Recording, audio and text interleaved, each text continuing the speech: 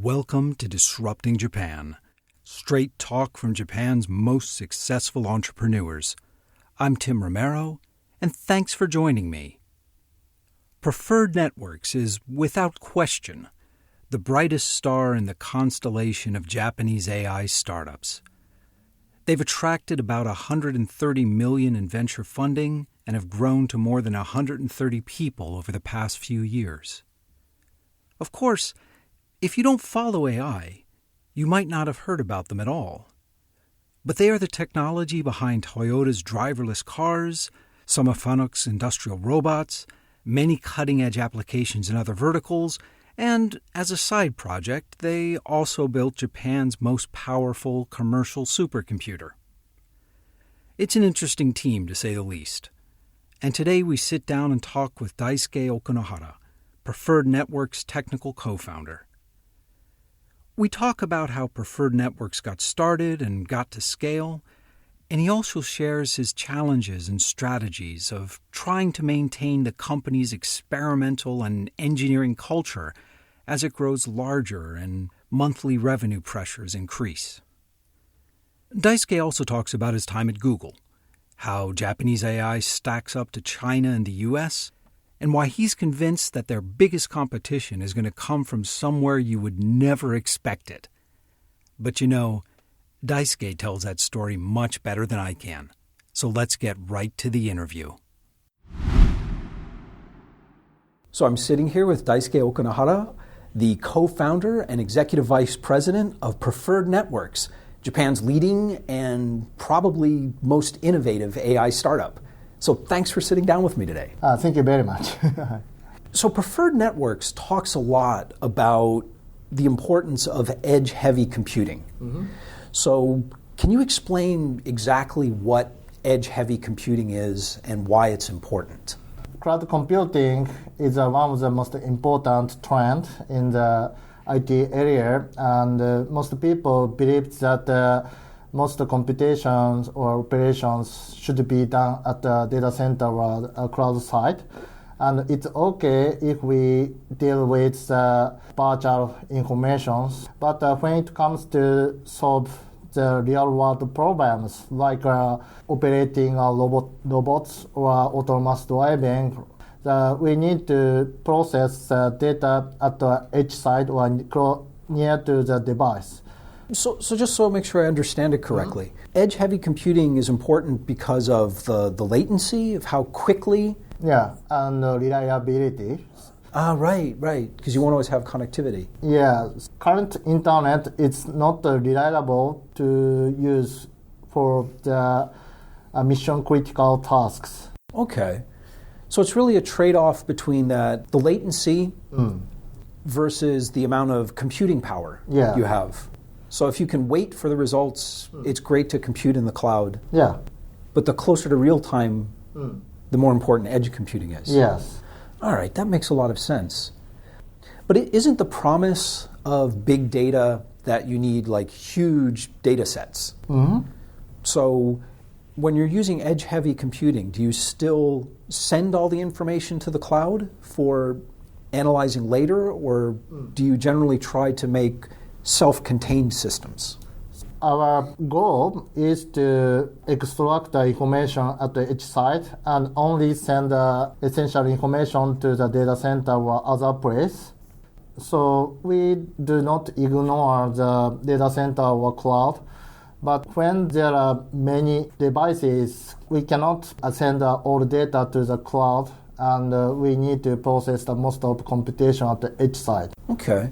So it's just a more clear separation of training data and execution data. Yeah. In the current status, training requires much more computation power. So we need to train the model at the cloud side, and operation, execution, or inference are done at the edge side. Okay. Now, Preferred Networks is involved in AI applications ranging from like automotive and factory automation, life sciences, network security, and I want to talk about all of those in a little bit. Okay. But before that, I want to talk a little about you. Oh.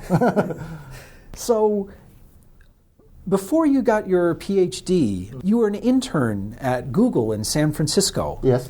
How did that happen?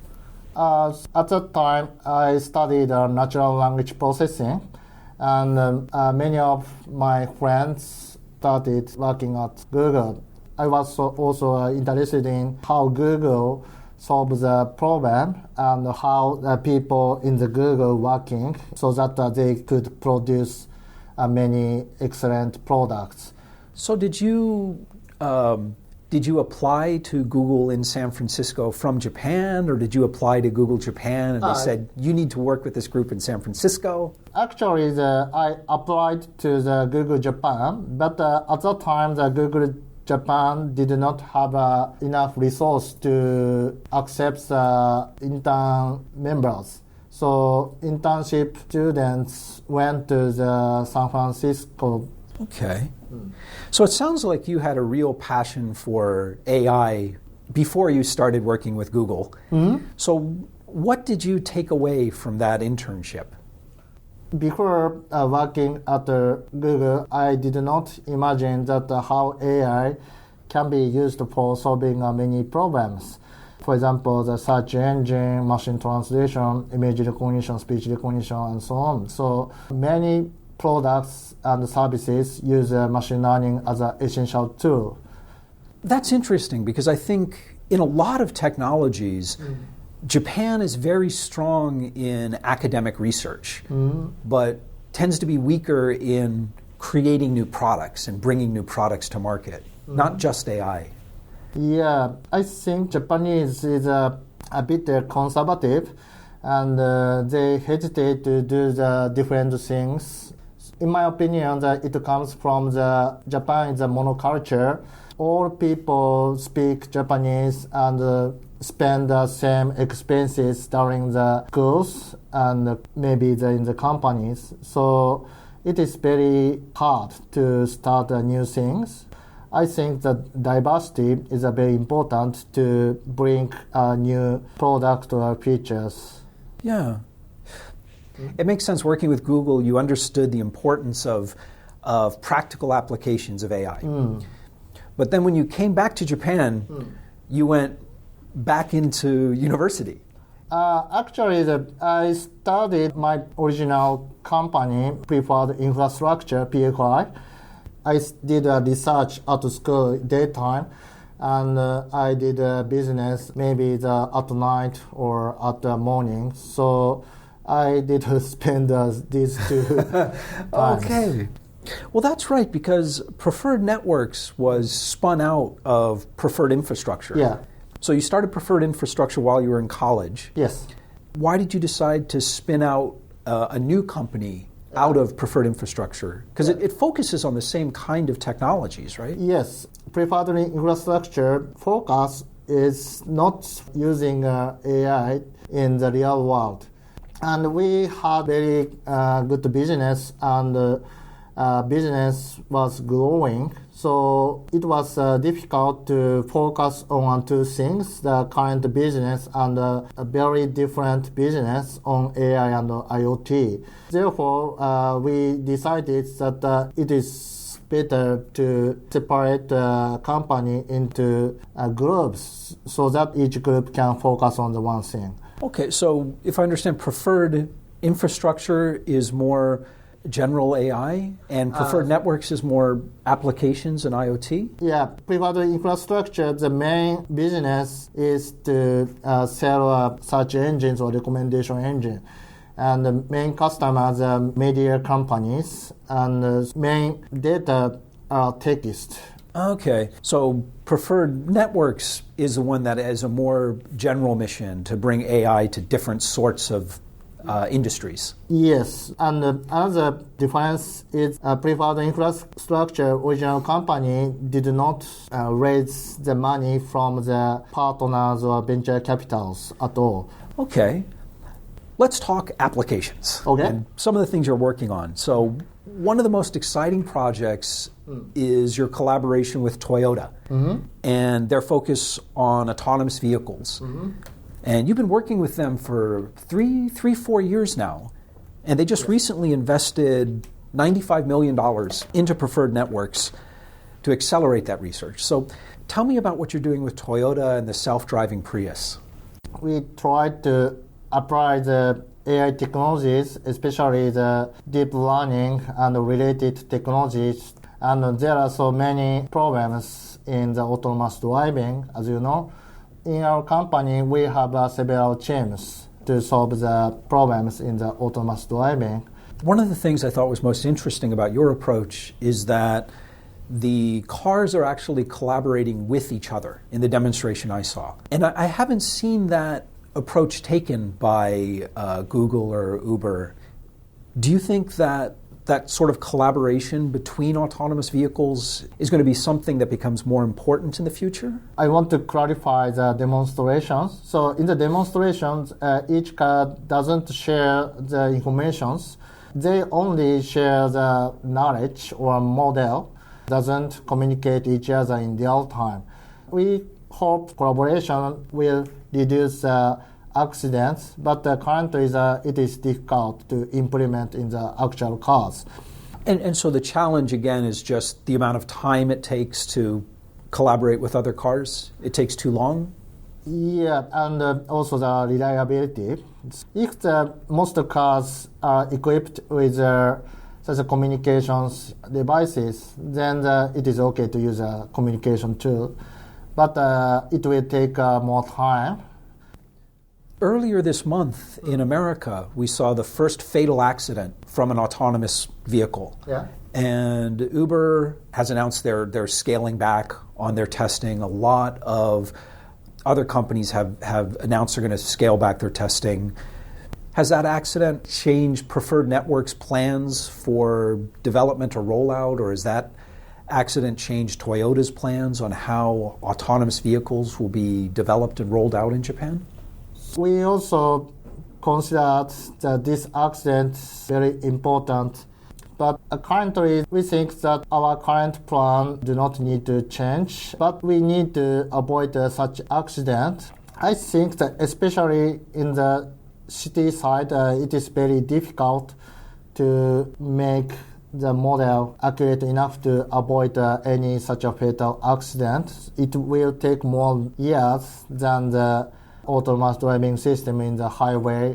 For the past couple of years, American companies have been getting a lot of press attention about the advanced self-driving functions. And I've noticed in Japan, the tests for self-driving vehicles have been very, very controlled. They tend to be on a very specific route. They're safe.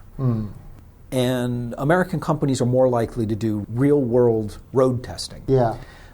Is that because the American companies' research is further advanced, or is Japan just more conservative about how they want to test autonomous vehicles? I think both. Current autonomous driving technologies is largely depends on the success of the DARPA challenge. But when it comes to today's autonomous driving system, which heavily use deep learning technologies, especially image recognition, I think that many new startups compete each other, not only in Japan, but also the China and the EU.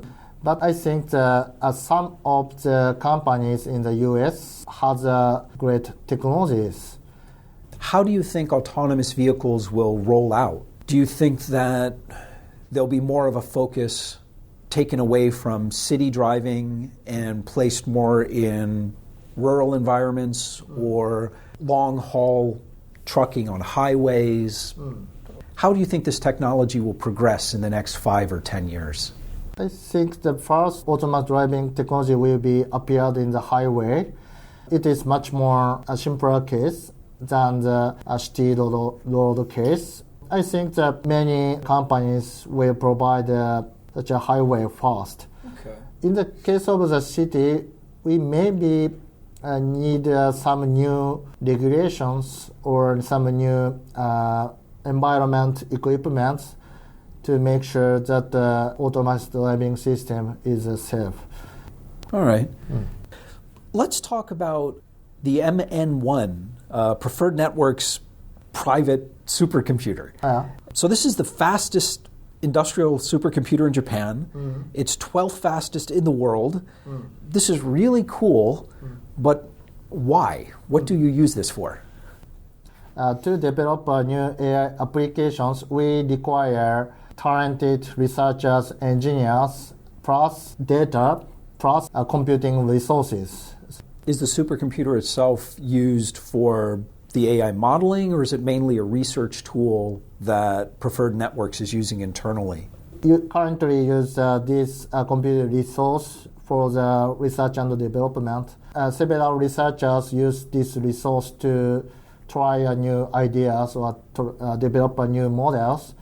Also, many developers use this to fine-tune the model or validate the model.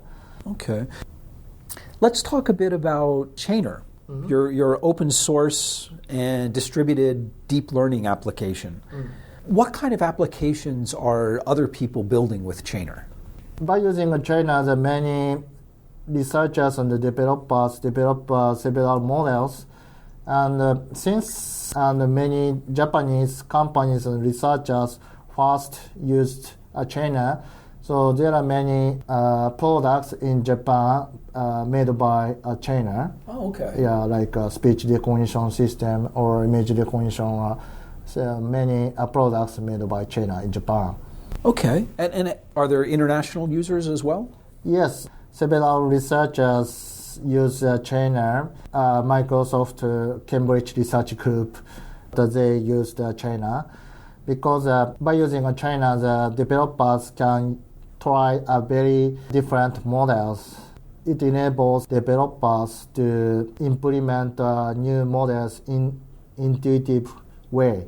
So it's people are using it both for research and experimentation and to create products that are being brought onto the market. Yes. That's fantastic.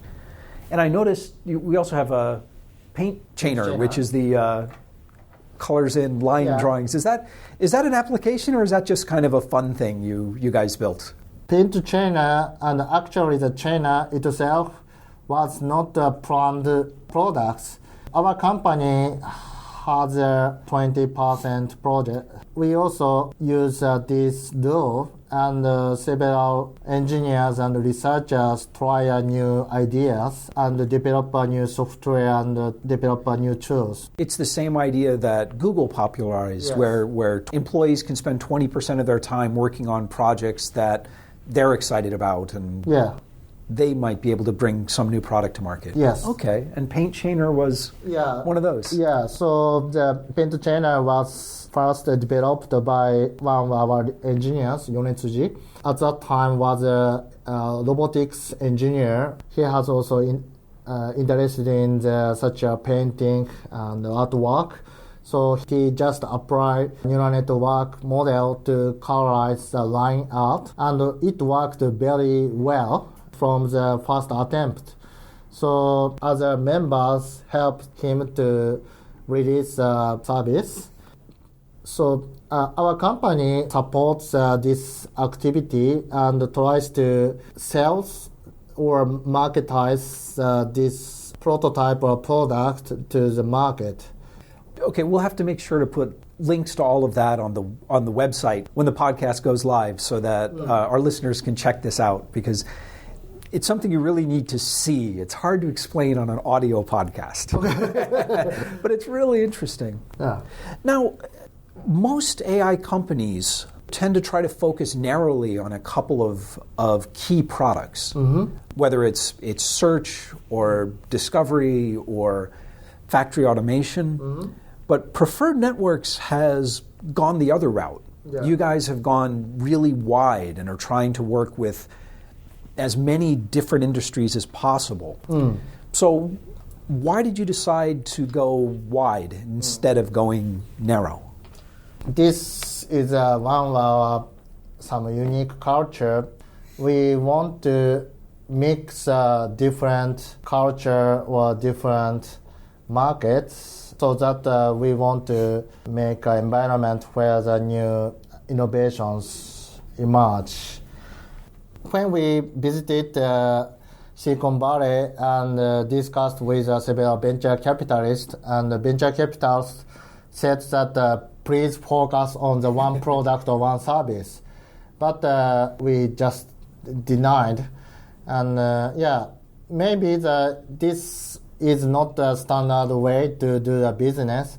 But I think that trying to solve very different problems, then maybe some new connections are found between the different product or markets. And I think that today we can try new things with a lower cost. Before, when we, for example, build a new software product, it requires several months or maybe 1 year with several engineers. But today we can make new models within 1 week. Well, I think this is something that it's maybe not unique to Japan, but this is something that is very Japan-specific. A lot of Japanese startups do seem to have this sort of integrator model. It seems that a lot of large Japanese companies don't have in-house expertise on new technologies. And whether we're talking about drones or AI, that Japanese companies, they want to reach out and work with new startups rather than trying to develop things internally. But American companies seem to want to do it themselves. Do you think this will hurt you in the long run? So in the short run, it seems like a huge advantage because you have access to all of this expertise and all of this data that Toyota has on driving and that Fanuc has on industrial robots that would take you years and years to try to develop on your own. But as time goes on, do you see Preferred Networks staying as kind of a AI specialist and an integrator? Or do you think that some of those 20% projects will become something that you guys will decide, wait, this is great, this is a product we're going to sell and bring to market? I think we first need to show that this is a product made by AI, so it is a more vertical model. We need to develop library, software, and solutions for each industry. But when we understand that, this is a market, then we can focus on the most strongest part. So I think one of the challenges is truly disruptive innovation, something that is really new. If you take something that's really new to Toyota or Hitachi, they won't want to do it because it's too new and too disruptive. So do you think there might be a point where Preferred Network says, wait, this can change the world and we're going to do it ourselves? There are several difficulties in providing such disruptive technologies. First of all, it is difficult to develop such technologies. So we need enough environment in our company to develop such disruptive technologies. This maybe require very different thinking style. But I think that we now have enough such environment. And the second difficulty is how to make these technologies accepted by the companies or consumers.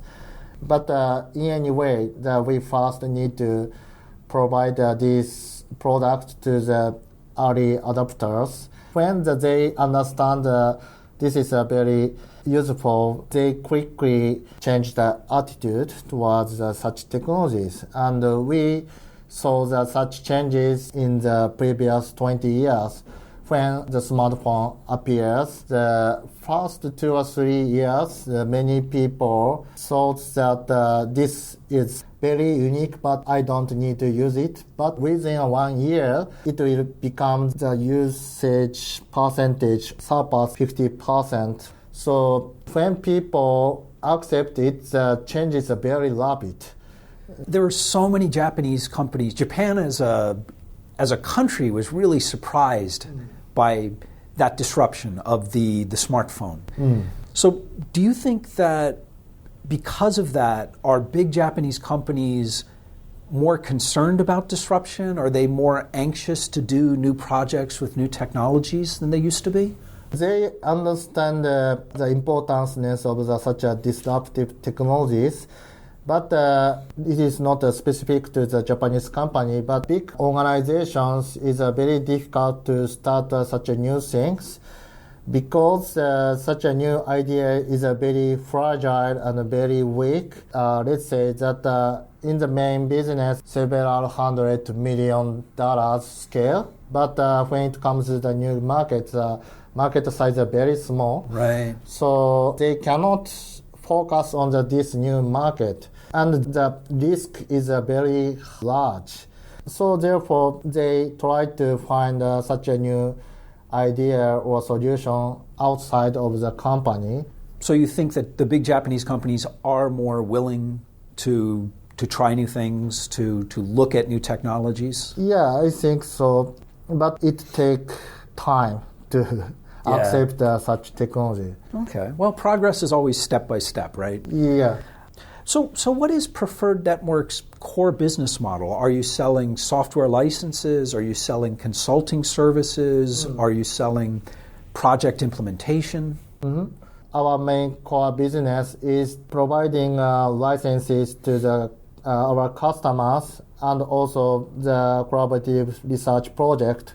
This business model depends on each market. For example, the autonomous driving or industrial robots or machine tooling and like science or healthcare. In each market, it requires a different business model. So we have a different business model for each market. Oh, wow, okay. It may be difficult to understand our business and our business model, but it seems like you have a core engineering and technical competence, and you're willing to be flexible in addressing whatever market you can with that competence. Yeah. As I said, to develop AI products, important thing is how to retain talented people and enough data and enough computing resources. These are three important factors. And I think that since AI development, it requires maybe several hundred different ideas or products. We cannot simplify such technology to the one technologies. So is your vision for Preferred Networks to have like a lot of independent semi-autonomous groups, that this is the autonomous driving group and this is the factory automation group, and they might have different business models? And different business. But important thing is that technologies are shared. Programs code or data or model are shared among the teams. Now, that is sort of like the engineering dream situation. So you're coming from a technical background. I also come from a technical background. But how do you keep that spirit and philosophy as the company grows larger? So you guys have been scaling up really fast. So how many staff do you have now? 130. So how do you maintain that independence and that philosophy as the company gets bigger? Yeah, we face the problem of how to scale our teams, and we tried several things. For example, we use team management tools, also the communication tools, like a Slack and other tools. We also make sure that each team have enough support from the outside. So we are now going to build several systems so that we can scale more. Okay. But so far, so good. Yes, so far, so good. And, maintaining that philosophy requires a different structure as the company grows larger. Yes.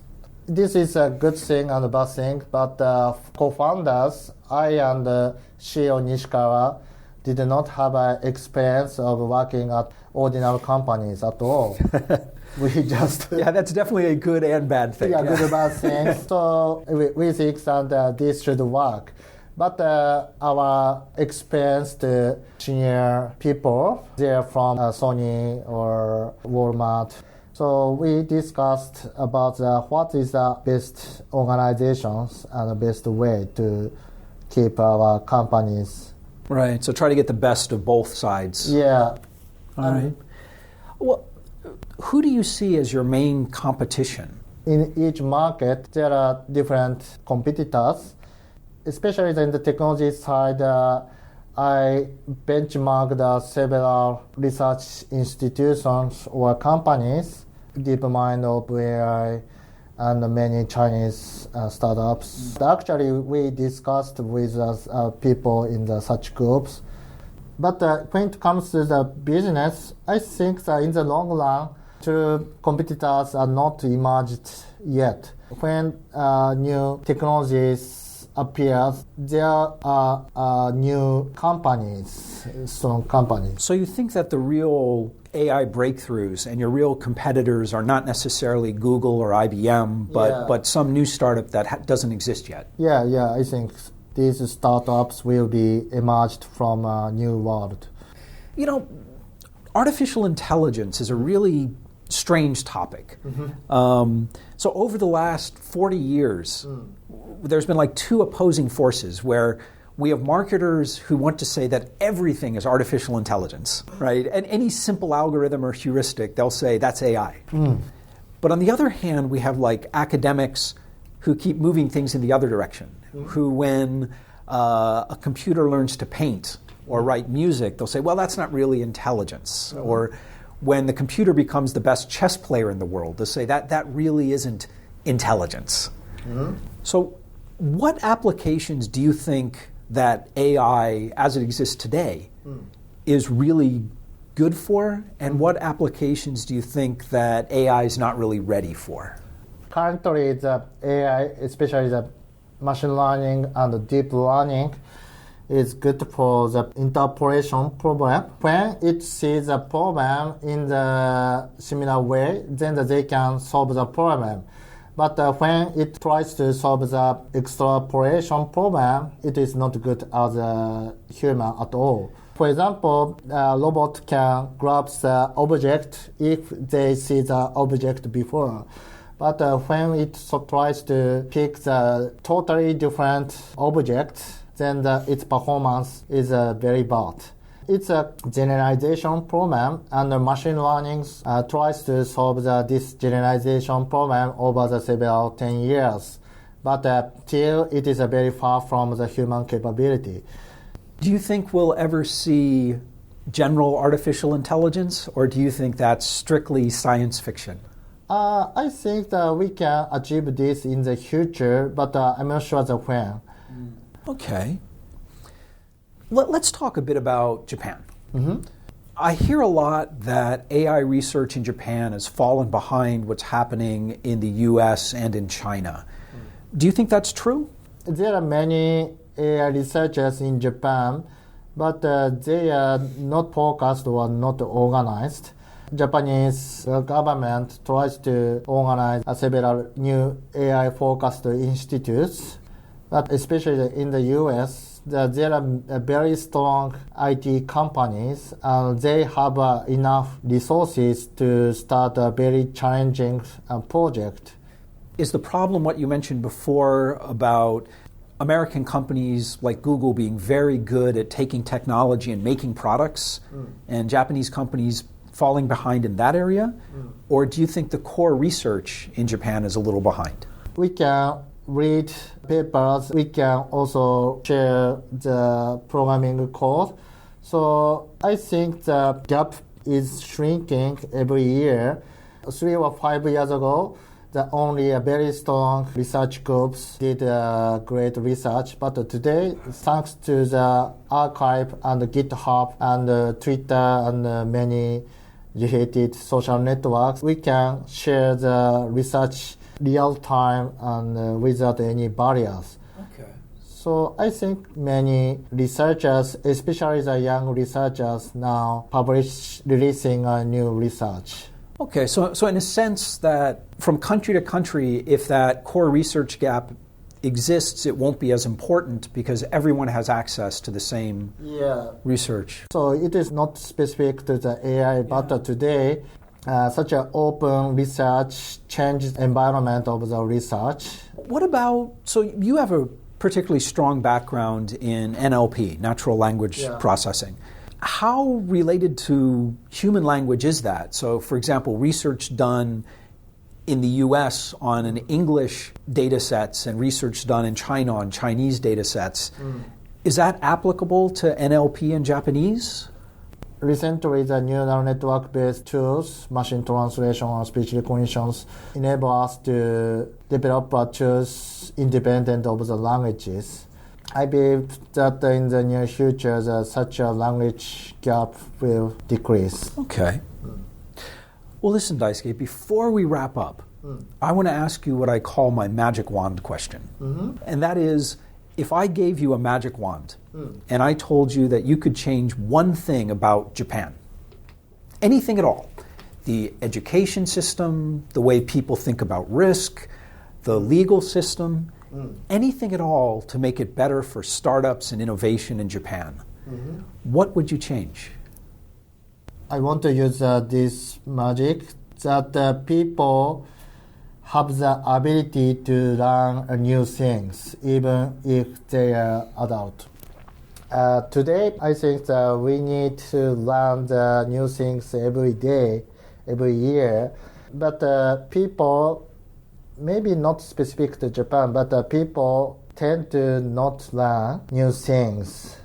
Do you think that's because it's difficult to learn new things as you get older, or do people just not want to? They don't try? I think that, they just didn't try. Current education system is very not flexible. People studied only during the school, and after graduating the school, that they don't want to learn or they don't try to learn new things. But today, there are many new ideas, technologies, new problems. So people have to study every day, not only English or such a computer science, but also need to study new things. I think that's true. And, I think that's true worldwide, not just Japan. Our whole idea of how we educate people is just, okay, you go to elementary school so you can get into high school. You graduate to high school, you can go to university. You get good grades at university so you can get into the company, and then you're done. Yeah. And that just, it isn't true anymore. Maybe it never was, but it certainly doesn't seem true now. And I also feel that learning does not mean that remembering some new rules or some new formula or some new historical event. Human can acquire new skills. This idea comes from the AI research. Remembering something is a very small portion of the intelligence. And for example, when we study the reinforcement learning, we found that ability of the learning to learn is very important. But in the school, we explicitly learn such skills, learning to learn. That's a really good point. I think there's maybe like kind of 3 different steps to it. So as we were saying, just learning new information and historical facts, that's easy and people will do that. And the second level is kind of acquiring new skills. Like learning a new programming language and some people will do that. But I think the third step, and what's really hard as people get older, is learning new behaviors. And changing the way you interact with people in the world. And changing the habits or customs. This is very important, but it is not taught by school. But that's, I think you really need a magic wand to make that happen. It's a deep part of kind of human nature, I think. We don't like to change. I imagine that if, for example, most people can learn a new programming languages, and not only the programmers, but most people can use a program to develop a new software, new customized tool, then many problems are solved. Or if they can learn new languages, English, or Chinese or other languages, then they can directly read other countries' news articles or new opinions. So our ability is very restricted. Maybe this comes from our style of the thinking, but we need to change. Yeah, so be willing to acquire new information and new skills and new behaviors as throughout your life. Yeah. Excellent. Hey, well, listen, Daisuke, thank you so much for sitting down with me. Thank you very much. And we're back. Let's talk a bit about what I call the integrator strategy for technology startups. The integrator strategy is when a startup focuses on a core technology and then sells services around that technology to companies in a wide variety of different industries. Each engagement results in a completely new product tailored to that client and to that industry. Preferred Networks is clearly using this strategy right now, as is our guest from last month, the drone integrator Blue Innovation. Now, the integrator strategy is very different from just simply selling a product to a wide range of verticals. Salesforce and Oracle, for example, sell to companies in almost every market, and there is often a lot of integration involved in the rollout of their product. However, these are product companies. Everything they do is geared to increase the sales and penetration of their platform. Integrator startups are producing completely different products with each engagement.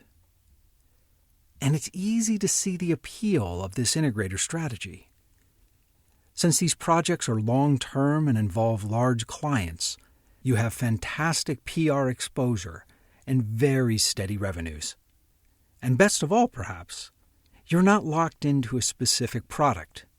You have access to the best domain knowledge across a huge variety of industries, and you can focus not only on perfecting your core technology, but experimenting with a lot of different business models.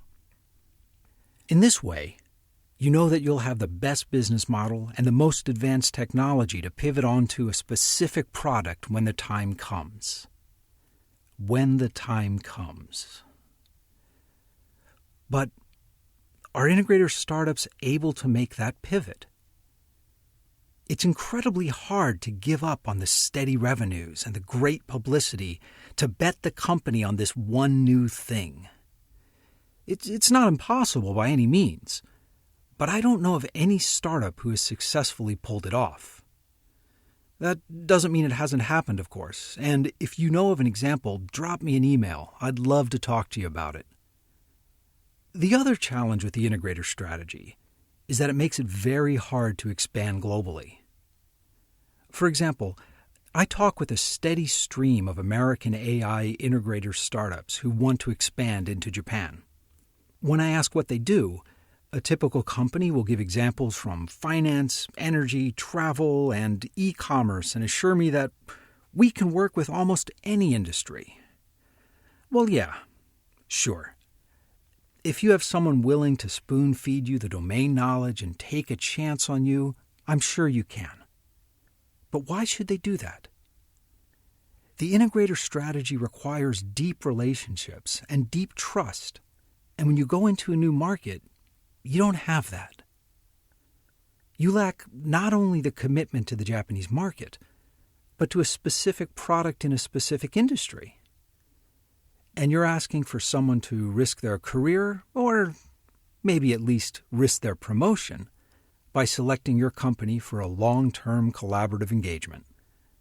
It's a hard sell, particularly when there's local competition pursuing the integrator strategy. And there's always local competition. But still, this wave of AI is new. A lot of real research has moved out of the university labs and is now being done by AI startups.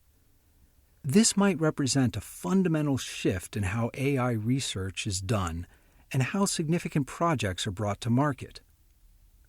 And if this is a true sea change, then there's no question that Preferred Networks is far ahead of everyone else in this race.